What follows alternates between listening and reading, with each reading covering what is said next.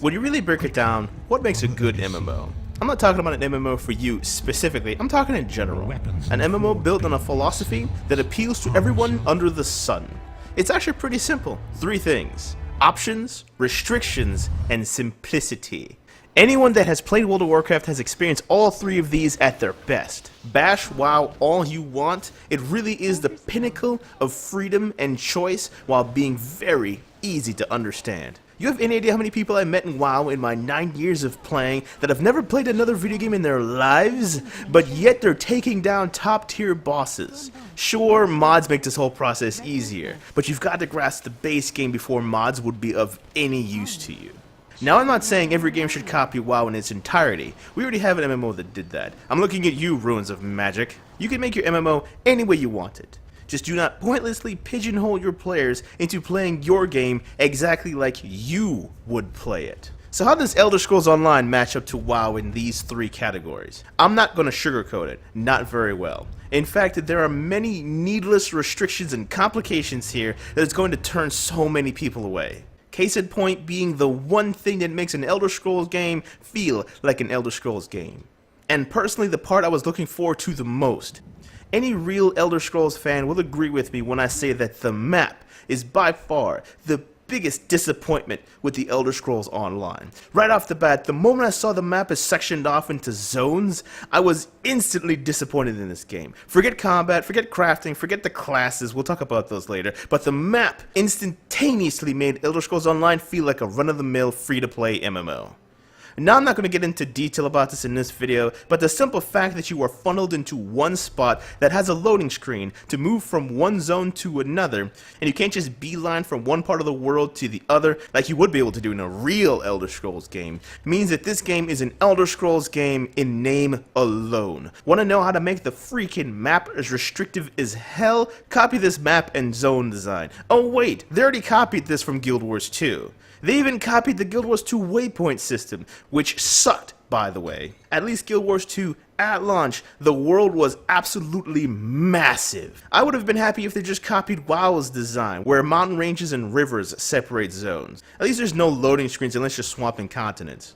I really could go on with this for hours, but let's move on to something that Elder Scrolls got right for the most part. The class system, which, at its roots, is the best damn class system I've ever seen in an MMO, period. The amount of freedom you have here is ridiculous. You are only tied to the class that you picked at the start, which isn't really a restriction because you can just say, fuck it, I'm doing something else. Middle of the game, you can do your own damn thing, whatever the hell you feel like. You can pick up any class you wanted to start and then completely forego the class skills if you wanted to. Want to be a Templar or a Sorcerer by name alone?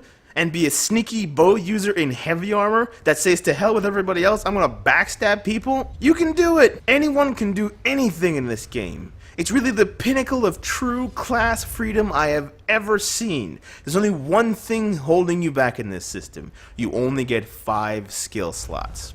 Well, with weapon swapping it's actually 10, since your skill set changes whenever you weapon swap. You can even swap to the same weapon just for the extra 5 skill slots. There are debates going on all over the internet about this. Some people saying it's too little, some people saying it's fine. My personal view is that it's way too damn little. I understand that 5 skills at any one time is actually really easy to balance, can be considered a way to cut down on ability bloat, makes life a whole lot easier in terms of new players, and gives you the illusion that you can be more strategic with your choices. Here's my 2 cents. Imagine this. You're in the middle of a battle. You're close to death, and you are desperately struggling to survive. You know that if you hit that one skill, not only will you elude death's grasp, but everyone you consider an enemy will die a painful and humiliating death, while you live with 1 HP in awe at the awesomeness of the victory that you have just claimed. 1 skill at that moment was the difference between life and death. Where is that skill? Not on your damn hotbars because you didn't think you needed it 2 minutes ago. Shit like that are defining moments in an MMO that show your skill and mastery of a game. And shit like that will cause people to quit your damn game if it happens too flippin' often. I'm all about options, as in I want them all the time, not when I think I might need it. I think this was a good idea at some point on paper, but in practice, this system forced me to keep a defensive move on my bar at all times, just for the one time that it might save me. And I'm talking for both PvE and PvP, by the way. Why not just take a page from Wildstar's book and give you 10 skills at once? At least then I could spare one skill slot for the odd time that I will need a defensive move and not feel like I'm losing out on other things I could be doing. Less skill slots only limit your options and hurt the player. I don't see how people can argue for this. Do you like playing 1/5 of your character at any given time? Because I sure as hell don't.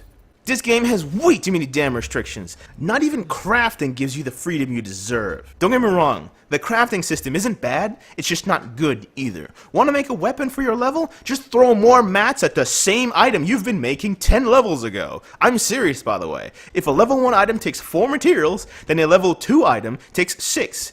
That's it. It's actually kind of boring. Nothing ever changes other than you can make the item look different, or you can add better traits to your items as you gain higher levels. Which, by the way, suck to get. To get a trait, you've got to destroy an item with the trait you want already on it, which means you got to find something you like and then destroy it. And by destroying it, I mean researching it. Researching your first item takes 6 hours. 6 real life hours. The second item takes 12 hours, and it keeps going up from there. This is an insane restriction. To get all the traits in the game would take you a month. I got into a conversation with my friend Hellraiser about this, and he stated that it was a good thing. It would give another layer on top of the normal way of making money through crafting, because of the time commitment. While this may be true, I would argue that since it's actually a set it and forget it type of system, it will take no skill at all for just someone to wait 24 hours for the trait that they want. The real issue I have with it is that you find more items with traits that you want faster than you can research all of the crap that you've been getting. So this stuff just starts clogging up your bank space, which you don't get a lot of, by the way.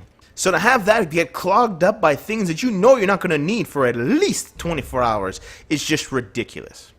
I can say one good thing about the crafting system. It never held me back. When I wanted to make something, there was no level requirement and no need to talk to a trainer to learn new recipes. I had everything I needed right off the bat. Even if I wanted to make an item in anticipation of leveling, you can do that. You really have everything at your fingertips except for the materials, which you had to go out and farm, without the aid of anything. I'm serious. If you happen to stumble upon something while you were out leveling, cool. But what happens at endgame and you have to farm a ton of a particular material? Have fun running around aimlessly until you find yourself a profitable route the hard way. This is needlessly difficult, simply because there's no way to track wood, mining nodes, or plants. Actually, there's no way to really track anything in this game manually except for quests. I think this is one universal hate that everyone has with this game.